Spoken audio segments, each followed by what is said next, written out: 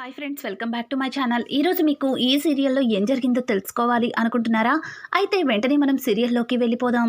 ఇక అవని అయితే లోపలికి వస్తూ ఉండగా భరత్ అయితే, అక్క నువ్వు చేస్తుంది చాలా పెద్ద తప్పక్క. నువ్వు ప్రణతికి సహాయం చేయొచ్చు. నువ్వు ప్రణతి జీవితం కోసం ఎంతో కష్టపడచ్చు. కానీ ఇక్కడ నీ జీవితం అన్యాయమైపోతుందని నీకెందుకు తెలియట్లేదు? మంచితనం ఉండొచ్చు, కానీ అతి మంచితనం పనికిరాదక్క. ఒక్కసారి నీ జీవితం కోసం కూడా నువ్వు ఆలోచించుకోవాలి కదక్క అని చెప్పి ఇక భరత్ అయితే అవనితో మాట్లాడుతూ ఉంటే, అవని భరత్ దగ్గరికి వచ్చి, చూడు భరత్, ప్రణతిని ఎప్పుడు కూడా నా ఆడపడుచు అనుకోలేదు. నా కన్న కూతురులానే భావించాను. ఈ చేతులతో తనని పెంచాను. కళ్ళ ముందు ప్రణతి జీవితం నాశనం అయిపోతుంటే నేను ఎట్లా సంతోషంగా ఉంటా అనుకుంటున్నావు? చూడు భరత్, నువ్వు ప్రణతి విషయంలో ఈ సహాయం చేసినందుకు నీకు నేను చాలా రుణపడి ఉంటాను. కానీ ప్రణతి జీవితాన్ని మనకెందుకులే అని చెప్పి వదిలిపెట్టమని మాత్రం చెప్పకురా ప్లీజ్ అని చెప్పి ఇక అవని చెబుతూ ఉంటే, దానికి భరత్, అయ్యో అక్క, నీకెలా చెప్పమంటావు? చూడక్క, ఇప్పటికే బావగారు నిన్ను అసహించుకుంటున్నారు. ఆ ఇంట్లో వాళ్ళు నీ మొహం చూడటానికి కూడా ఇష్టపడట్లేదు. ఇది నీకు అర్థం కావట్లేదా? మీ మావయ్య గారు ప్రణతి చేసిన తప్పుకి నిన్ను చంపాలనుకున్నారు. అది నువ్వెందుకు అర్థం చేసుకోలేకపోతున్నావు అని చెప్పి ఇంకా భరత్ మాట్లాడుతూ ఉంటే, ఇంతలో ప్రణతి అయితే పరిగెత్తుకుంటూ వదిన వదిన అని ఆవేశపడుతూ ఉంటుంది. ఇంతలో భరత్ అలాగే అవని ఇద్దరు కంగారు పడుతూ, ప్రణతి ఏమైంది, ఎందుకు అంత ఆయాసపడుతున్నావు అని అంటుంటే, వదిన వీధి చివర ఉన్న కిరాణా షాప్కి వెళ్ళాను వదిన, అక్కడ నేను ప్రశాంత్ని చూశాను అని చెప్పడంతో ఒక్కసారిగా అవని అలాగే భరత్, ఏం మాట్లాడుతున్నావు ప్రణతి, ప్రశాంత అని అంటూ ఉంటే, అవును వదిన, ప్రశాంత్ని చూశాను. నాకు ఏం చేయాలో అర్థం కాలేదు. తనని ఫాలో చేద్దామా అంటే తను వెహికల్ మీద వెళ్తున్నాడు.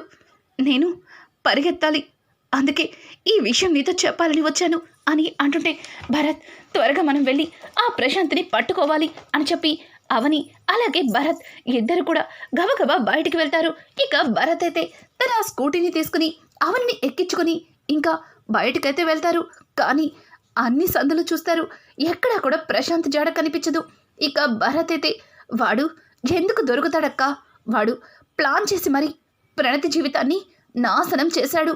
తను పెళ్ళని చెప్పిన మరుక్షణం ప్రేమించిన వాడైతే ఖచ్చితంగా ఇంటికొచ్చి తన్నులు తినైనా సరే తనని పెళ్లి చేసుకుంటాను అంటాడు. కానీ వాడు ఏకంగా మూట ముళ్ళు సర్దుకొని ఉడాయించాడు అని చెప్పి ఇక భరత్ మాట్లాడుతూ ఉంటే, ఆ మాట విన్న అవని, చూడు భరత్, నువ్వు నా దగ్గర మాట్లాడినట్టు ప్రణతి దగ్గర మాట్లాడితే తన మనసు బాధపడుతుంది. పద ఇంటికి వెళ్దాం అని చెప్పి ఇంకా భరత్ అలాగే అవని ఇద్దరు కూడా ఇంటికి వస్తారు.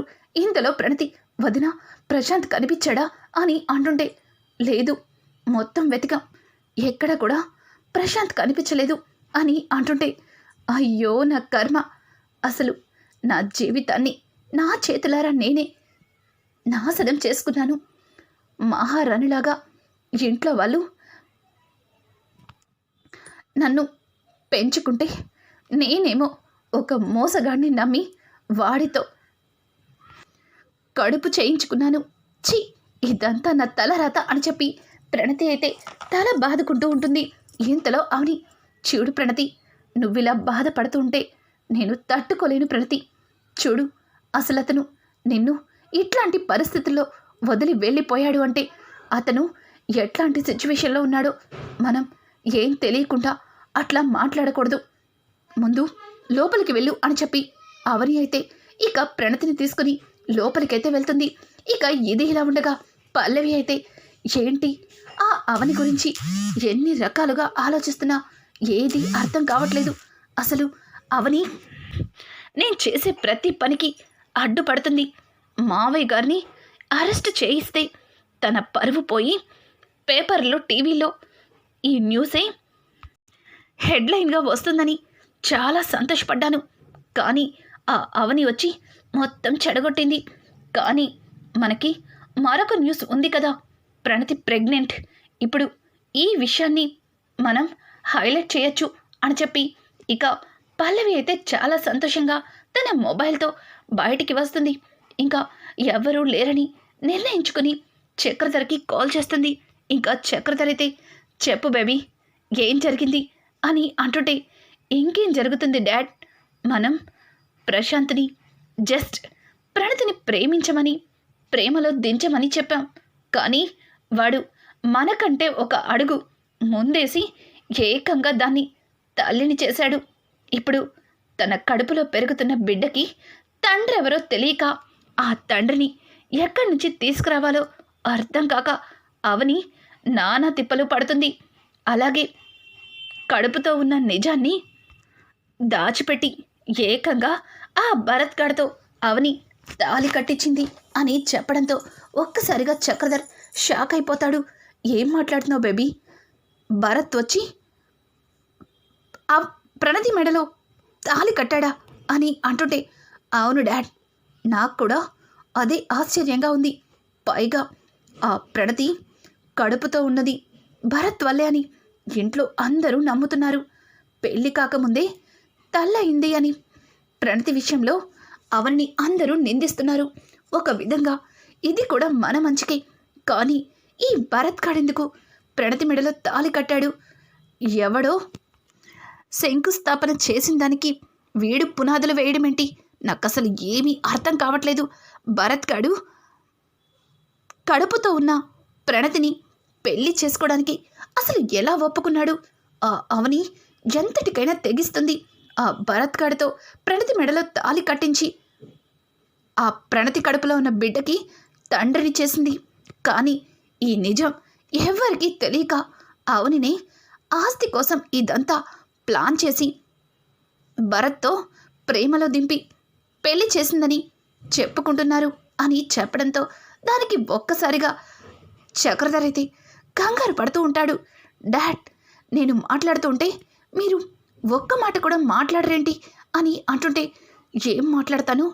ఆ భరత్ గాడు నన్ను చూసినా, అలాగే వాళ్ళమ్మ మీనాక్షి నిజం చెప్పినా అవని కాదు ఇంటి నుంచి వెళ్ళిపోయేది ముందు నువ్వు, ఆ తర్వాత పోలీస్ స్టేషన్లో ఊచలెక్కెట్టేది నేను అని చెప్పి చక్రధర్ తన మనసులో భయపడుతుంటాడు. అయినా వాడికెంత పొగరు! వాణ్ణి ఊరు వదిలి కంటికి కనిపించకుండా దూరంగా వెళ్ళిపోమని చెప్పాను. కానీ వాడు ఇక్కడే తిష్ట వేసుకుని ఉన్నాడా? చెప్తా వాడి పని. మళ్ళీ వాడు వాళ్ళమ్మని తీసుకుని ఎందుకొచ్చాడో తెలుసుకుంటాను అని చెప్పి ఇంకా చక్రధర్ అయితే తన మనసులో ఆలోచిస్తూ ఉంటాడు. డాడ్, నేను ఇన్ని మాటలు మాట్లాడుతున్నా మీరు ఒక్క మాట కూడా మాట్లాడట్లేదేంటి అని అంటుంటే, అదే నువ్వు చెప్తుంటే వింటున్నాను. అయినా వాడెవడో తలని చేసిన అమ్మాయిని వీడు పెళ్లి చేసుకోవడం ఏంటి? అది కూడా ఆ బిడ్డకి తండ్రి తనే అని ఒప్పుకొని మరి. ఇదంతా చూస్తుంటే నాకు ఏం అర్థం కావట్లేదు బేబీ అని చెప్పడంతో దానికి పల్లవి అయితే, డాడ్ అదంతా పక్కన పెట్టండి. ఇప్పుడు మనకి మంచి అవకాశం దొరికింది. మీరు ఇక్కడికి రావాలి. అలాగే ప్రణతి చేసిన దానికి మా మావయ్య పరువు మొత్తం తీయాలి. ఆయన తలెత్తుకోకుండా చేయాలి అని అంటుంటే, ఓకే బేబీ, రాజేంద్ర ప్రసాద్ పరువు తీయాలంటే నాకు అంతకంటే హ్యాపీ విషయం ఇంకేముంటుంది? ఇదిగో ఇప్పుడే బయలుదేరుతున్నాను అని చెప్పి ఇంకా చక్రధర్ అయితే మాట్లాడుతూ ఉంటాడు. ఇదంతా ఇలా ఉండగా ఇక పల్లవి కాల్ కట్ చేసి వెనక్కి తిరిగి చూడటంతో అక్కడ కమల్ కనిపిస్తాడు. ఒక్కసారిగా కమల్ని చూసి పల్లవి కంగారు పడుతుంది. అమ్మో, ఎవరైతే చూడకూడదు వినకూడదు అనుకున్నాను వాడే ఇక్కడున్నాడు. వీడు నేను డాడ్తో మాట్లాడిందంతా వినేసి ఉంటాడా?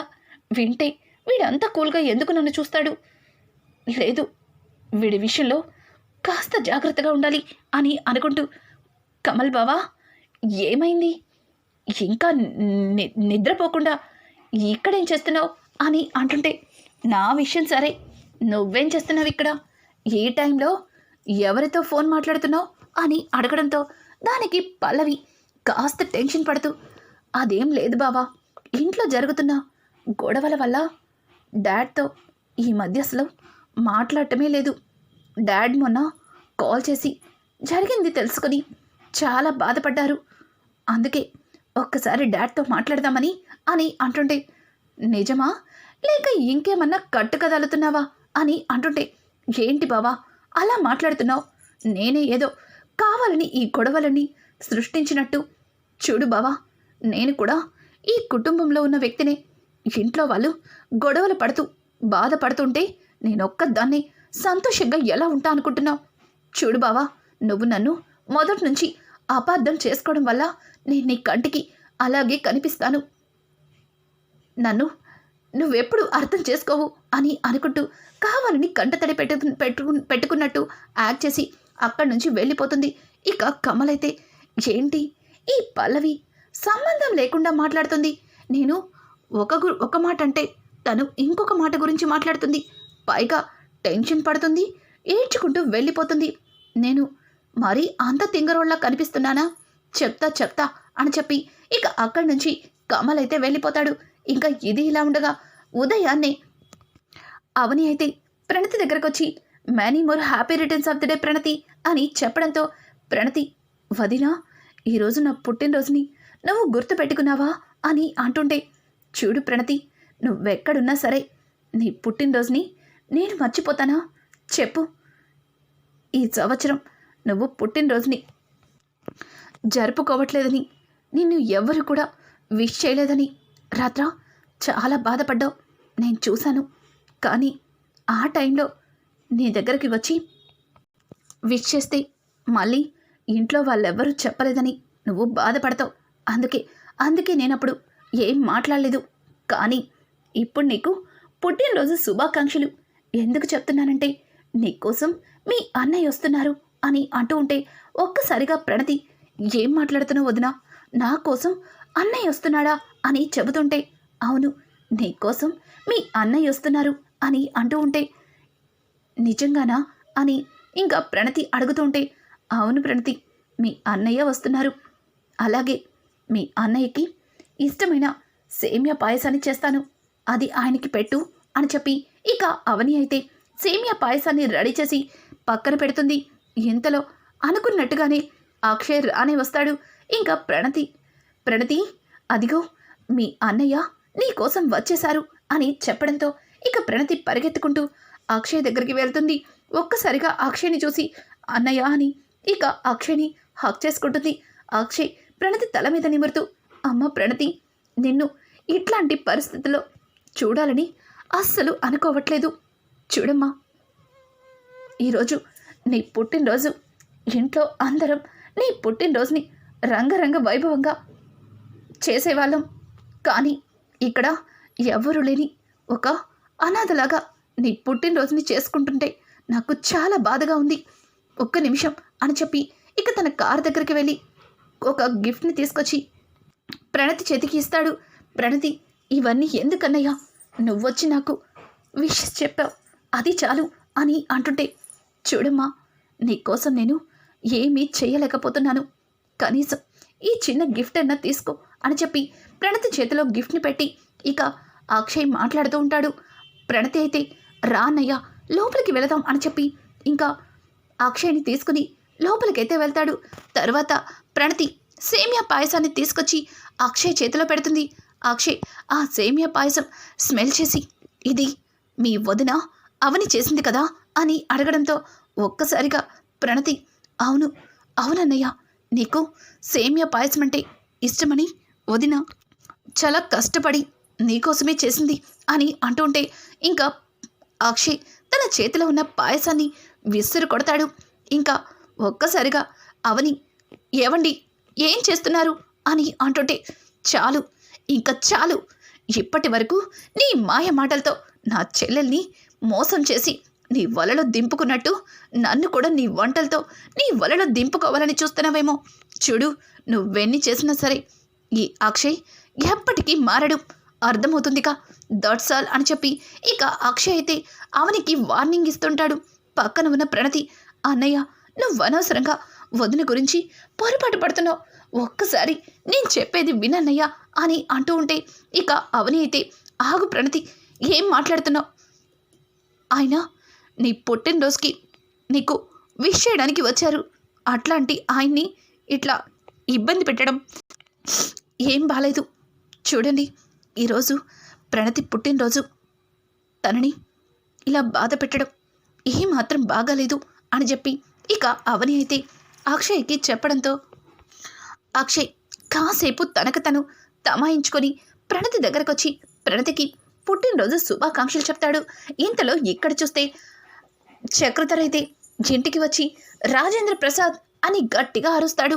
ఇక రాజేంద్ర ప్రసాద్ అయితే ఇంటికైతే వస్తాడు, ఇంటికి కిందికైతే వస్తాడు. ఏంటి చక్రధర్ అట్లా పిలుస్తున్నావు అని అంటుంటే, ఇంతవరకు నువ్వు పెద్ద పరువుగల వాడివి, కుటుంబం కూడా పరువుగల కుటుంబం, మీ కుటుంబానికి ఎవ్వరూ తీసిపోలేరు అని చెప్పి చాలా గొప్పగా చెప్పుకునేవాణ్ణి. ఏంటయ్యా పెద్ద మనిషి అయ్యుండి కూతుర్ని ఇట్లా అయినా పెంచుకునేది? ఛా, మీ గురించి నలుగురు నాలుగు రకాలుగా బయట నా మొహం మీద ఉమ్మేస్తున్నారు. పైగా అది చాలనట్టు నా కూతుర్ని మీ ఇంటికి కోడలిగా చేసి చాలా పెద్ద తప్పు చేశాను.